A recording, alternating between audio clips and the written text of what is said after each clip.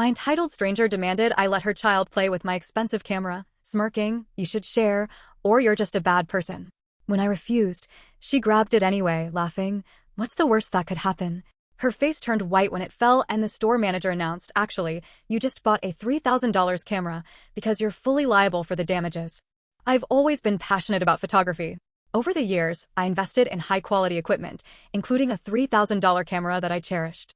It was more than just a device. It was an extension of my artistic expression, capturing moments and stories that words often couldn't convey. One Saturday afternoon, I decided to visit a well-known electronics store in downtown Chicago. The store was renowned for its extensive collection of camera gear and knowledgeable staff. I was eager to explore the latest lenses and perhaps add a new piece to my collection. As I navigated through the aisles, immersing myself in the world of apertures and focal lengths, I noticed a woman enter the store with her young son, who appeared to be around 5 years old. The boy was energetic, darting from one display to another, his eyes wide with curiosity. His mother trailed behind, occasionally glancing at her phone, seemingly indifferent to his antics. I found the lens section and began examining a few options, attaching them to my camera to test their performance. Lost in my evaluation, I suddenly felt a tap on my shoulder. Turning around, I saw the woman standing behind me, her son clutching her hand and eyeing my camera with keen interest. "Excuse me," she began, her tone sugary yet insistent. "My son is fascinated by cameras. Would you mind letting him play with yours for a bit?" I was taken aback by the request. Handing over such an expensive and delicate piece of equipment to a young child was out of the question. "I'm sorry," I replied politely, "but this is a professional camera, and it's quite expensive. It's not suitable for children to handle." Her smile faded, replaced by a look of irritation. "Oh, come on," she insisted. "You should share. It's important to encourage children's interests. Or are you just a bad person who doesn't like kids?" I couldn't believe what I was hearing. "I understand that your son is curious, but this camera is very costly and fragile. I can't risk it being damaged." She huffed, clearly displeased. "Fine," she snapped, turning away. I sighed in relief, thinking that was the end of it. I returned my attention to the lenses, but out of the corner of my eye, I saw the woman whispering to her son. Before I could react, the child darted forward and grabbed my camera from the counter where I had placed it. He giggled as he held it up, his small fingers fumbling with the buttons. "Hey," I exclaimed, reaching out to retrieve my camera. "Please give that back. It's not a toy." The mother stepped between us, blocking my path. "Relax," she said with a smirk. "What's the worst that could happen? He's just a child having fun." As if on cue, the child lost his grip on the camera. Time seemed to slow as I watched it fall, crashing onto the hard tile floor with a sickening thud. The lens detached and skidded across the floor, coming to a stop near a display shelf. The store fell silent. My heart pounded in my chest as I rushed to pick up my camera, hoping against hope that it wasn't as bad as it seemed. But a quick inspection revealed the damage. The body was dented, the lens mount was bent, and the attached lens had a visible crack. I looked up at the woman, my hands shaking with a mix of anger and disbelief. "Look what just happened," I said, my voice rising. "This is exactly why I didn't want your child to handle my camera." She looked pale, her earlier confidence replaced by shock. I didn't think," she stammered. Before she could finish, the store manager approached, having witnessed the incident. He was a tall man with a stern expression, wearing a name tag that read, "Mr. Reynolds." "Is there a problem here?" he asked, his eyes shifting between me, the woman, and the damaged camera. "Yes," I said, trying to keep my voice steady. "This woman allowed her child to take my camera without permission, and he dropped it. It's severely damaged." Mr. Reynolds turned to the woman, his expression unreadable. "Ma'am, is this true?" She opened her mouth, then closed it, nodding slowly. "It was an accident," she said weakly. "He's just a child." "Accident or not," Mr. Reynolds replied, "you're responsible for the damages caused by your child. In situations like this, the person in control of the child is liable for any harm or damage they cause." Her eyes widened. "But I didn't mean for this to happen. I can't afford to pay for that." I felt a surge of frustration. "I told you it was expensive and not suitable for children. You insisted, and now my camera is ruined." Mr. Reynolds nodded. "Ma'am, we have security footage of the incident. I can provide it to the authorities if necessary. It's in your best interest to settle this matter amicably." She looked around, perhaps hoping for support or an escape. Finding none, she sighed deeply. "What do I need to do?" she asked, her voice barely above a whisper. "First," Mr. Reynolds said, "you should exchange contact information with this gentleman. He will obtain an estimate for the repair or replacement of his camera, and you will be responsible for covering that cost." She nodded, avoiding eye contact with me as we exchanged details. I could see the embarrassment and regret on her face, but it did little to alleviate my own distress. After she left the store, Mr. Reynolds turned to me. "I'm sorry this happened. If you need any assistance with the repair process or dealing with the authorities, please let me know." "Thank you," I said, appreciating his support. Over the next few days, I took my camera to a certified repair center. The assessment confirmed my fears. The damage was extensive, and the cost of repairs would be significant. I contacted the woman with the estimate, and after some negotiation and involvement of legal counsel, she agreed to cover the expenses. The entire ordeal was exhausting and disheartening. I learned a valuable lesson about standing firm and protecting my belongings and the importance of not yielding to unreasonable demands, no matter how insistent someone might be. A week later, I got a message from her. Short and blunt. "I talked to someone. I don't think I'm liable for anything. It was an accident. You can't prove intent. I'm not paying." I read that line maybe 10 times. I sat there, jaw clenched, my pulse hammering in my ears. I had done everything right. I was respectful. I didn't yell. I even gave her the benefit of the doubt. And now she was trying to wiggle out of it. I forwarded the message to my lawyer friend, the one who had helped draft the estimate and liability note she signed at the store. He called me back within 5 minutes. She signed something acknowledging liability. We also have the store footage and the manager as a witness. She can try to push back, but she's got nothing. I wanted to believe him, but I knew people like her. Loud, entitled. The kind that turns mistakes into wars because apologizing is too hard for them. Later that day, the store manager, Mr. Reynolds, called me out of the blue. "You might want to come down here," he said. "Something's up." When I got there, he brought me into the back office. He looked uneasy. "She filed a complaint," he said. "Claimed you, intimidated her, and threatened her child. We're required to report it to corporate." I stared at him, stunned. "What?" I never even raised my voice. "I know. I've watched the footage. You were calm the whole time. But she's pushing hard.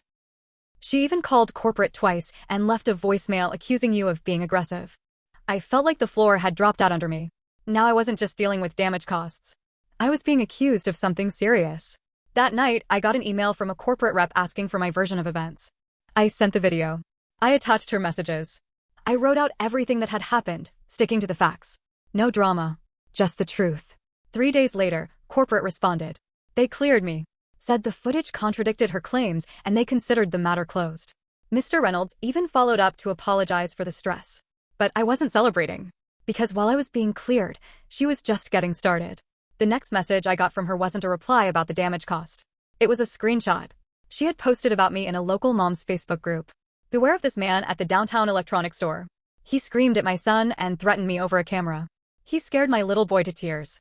Please be careful. These people walk among us." She had attached a blurry photo of me that looked like it was taken from her phone. Probably when I was inspecting the damaged camera on the floor. The comments were what you'd expect. Disgusting. A grown man yelling at a child. He probably doesn't have kids. No empathy. If I see him around, I'll give him a piece of my mind. My inbox started getting weird DMs. Most I ignored. A few were more aggressive. One called me a child-hating freak. I was floored. All because I didn't let her kid play with a $3,000 camera. I showed everything to my friend, screenshots, messages, the post. He told me to sit tight and start documenting everything. I might need to take legal steps, especially if this started affecting my work or personal life. And it did. A potential client canceled a shoot. She said she didn't feel comfortable. I asked why. She hesitated, then mentioned she had seen something online. The woman, let's just call her Claire, had lit a match and dropped it. And now I was watching it catch fire. So I decided to fight fire with facts. I didn't go nuclear. I didn't write a long dramatic post. I just created a clean, clear thread in a community forum where local creatives gathered. I laid out what happened. I showed the store footage. I included the repair estimate, the signed acknowledgement, and her messages. I ended it with this: "I've been called names, accused of things I didn't do, and lost work over something that should have ended with an apology. I'm not asking for pity. I just want people to know the truth." It got traction. Fast. A few people from the Facebook group found it and started asking questions. One woman who had commented, "He should be banned from the store," apologized publicly. The tide shifted. But it wasn't over. Claire must have seen the post. Because the next day, I got a letter from her lawyer. A cease and desist. She was accusing me of harassment, defamation, and emotional distress. She demanded I take down everything I posted, or further legal action would be pursued. I couldn't believe it. I took it straight to my friend. He read it, then laughed. This is garbage. She's bluffing. Still, I was rattled. I never wanted this to be a war. I just wanted my gear repaired and to move on. But Claire wasn't letting go. And part of me knew she wasn't done yet. She was still out there, telling her story, twisting the truth, making me into a villain because her pride couldn't handle being wrong. And deep down, I could feel something else brewing. Something worse than online posts or passive-aggressive messages. She'd already tried to ruin my reputation. What if she tried something else? What if the worst hadn't happened yet? And I had no idea what was coming. A week passed. I thought maybe things had cooled down. The forum thread had settled. The noise around her Facebook post died down. My lawyer friend confirmed the cease and desist had no teeth, and we sent a firm response basically saying, bring it if you're serious. But I had underestimated her. I got home late on a Wednesday night after a shoot and noticed something weird. There was a package at my door. No name, no return address. It wasn't Amazon or UPS, just a plain brown box with tape on all sides. It looked off. My stomach sank. I didn't touch it. I called the non-emergency police line and explained the situation. They came out, had a look, and opened it up for me. Inside? Broken electronics. Camera parts. Old parts, not mine. Smashed lenses, cracked plastic, even what looked like a destroyed flash attachment. No note. Just a box of destruction. The officers looked at me, puzzled. You know anyone who might be sending a message? I nodded slowly. Yeah, I think I do. They filed a report, took photos, but told me unless there was a direct threat or evidence, it wouldn't go far. I didn't sleep much that night. The next morning, I got another email. Not from her. From the store. Apparently Claire had returned. She went to the same manager, Mr. Reynolds, and demanded to know why the man who attacked her child wasn't banned from the premises. She tried to file a store complaint. Again. This time, she brought a friend as a witness. The friend backed up her story, said I had raised my voice, cornered the child, and acted inappropriately. But the store had footage. Same as before. And this new footage showed Claire trying to get the friend to rehearse what to say before they entered the store. It was all on tape. Mr. Reynolds flagged it for corporate again and contacted me personally. We're considering barring her from the store, he said. This is becoming harassment. I thanked him, but deep down I was boiling. She wasn't just lying anymore. She was orchestrating a full-on smear campaign. It got worse. A few days later, my photography Instagram, where I showcase my portfolio, got reported multiple times. Posts flagged. Comments full of spam. My engagement tanked. I lost 2 ongoing contracts because clients said my brand image seemed like it was under attack. I knew it was her. I couldn't prove it directly, but it was too targeted to be random. The timing lined up exactly with every time she made a move. And then I got the worst blow yet. Someone from a local art collective I had worked with messaged me. Said they were sorry, but they had to remove my bio from the website and pause the partnership until the situation clears up. Why? Because they got an anonymous email claiming I had been investigated for misconduct involving verbal aggression toward a child. The email was full of vague language, links to the Facebook post, and no actual proof. But it was enough to scare them. That's when it hit me. She was trying to ruin me completely. Not just financially, not just socially. She wanted to destroy my credibility, piece by piece, and she was getting creative. At this point, I stopped hoping it would blow over. I started building a file. Every message, every report, every time she tried to twist the story, I documented it. My lawyer friend helped draft a statement of damages. The lost jobs, the damage to my reputation, even the emotional toll. We were done playing defense. She wanted war? Fine, but she had no idea who she was messing with. About a month after the camera incident, everything came to a head in a way I never could have predicted. My file of evidence was stacked and growing. My lawyer friend had connected me with a firm that took my case seriously. Between the anonymous harassment, the social damage, and the loss of income, we had enough to pursue defamation and harassment claims. But we needed one last push, something that tied Claire directly to all of it. We got it from the most unexpected source, her own friend. Out of nowhere, I received a message from someone named Tasha. She was the same woman who had stood beside Claire at the store and lied for her, trying to fake a witness report. Her message was short. I didn't know it would go this far. Can we talk? We met in a coffee shop near Lincoln Park. She looked nervous, kept glancing at the door like she was afraid Claire would walk in. I just want to say this up front, she began. I'm sorry. I didn't know what Claire was doing until it started spiraling. She told me you were aggressive, that you tried to scare her kid. She said the store wouldn't listen to her unless someone backed her up. Tasha told me she felt pressured. That Claire spun this whole fantasy about a man who hated kids and raged at her son over a minor accident. Tasha believed her at first. Until she saw the footage herself. Reynolds had shown it to her when she came back in. I confronted her about it, Tasha said. She laughed. Said you were an example. That people like you needed to be put in their place. That line hit me hard. I wasn't even a person to Claire anymore. Just a symbol of something she hated. And she was on a mission to break me down because I said, no. Tasha was ready to testify. She gave a written statement to my attorney. That was the last piece we needed. So we didn't just file a lawsuit, we invited her to mediate it publicly through an arbitration process that allowed for press access. She agreed. Probably thought she could spin it her way again. It was held in a community legal center downtown, with legal aids, cameras, and a small group of local journalists present. She walked in like she owned the place, wearing sunglasses indoors and whispering dramatically to her lawyer. Then the footage played. The original footage. The footage of her whispering to her son, smirking as he snatched my camera, then laughing when I panicked. And finally, the new footage, her coaching Tasha at the entrance before filing a false report. Her face drained. Completely. No smugness. No fake composure. She opened her mouth to argue, but Tasha was already there, reading from her statement. Flat voice. Calm tone. I believed you. I stood up for you. And you made me part of something rotten. You used your son as a weapon. Claire tried to interrupt, but the arbitrator shut her down. You brought all of this on yourself, I said, for the first time looking her straight in the eye. All of this. You could have just said sorry. And then it happened, she cracked. Not dramatically. No screaming. Just the soft, pathetic breakdown. Tears rolled down her cheeks. Her voice barely above a whisper. I didn't mean to.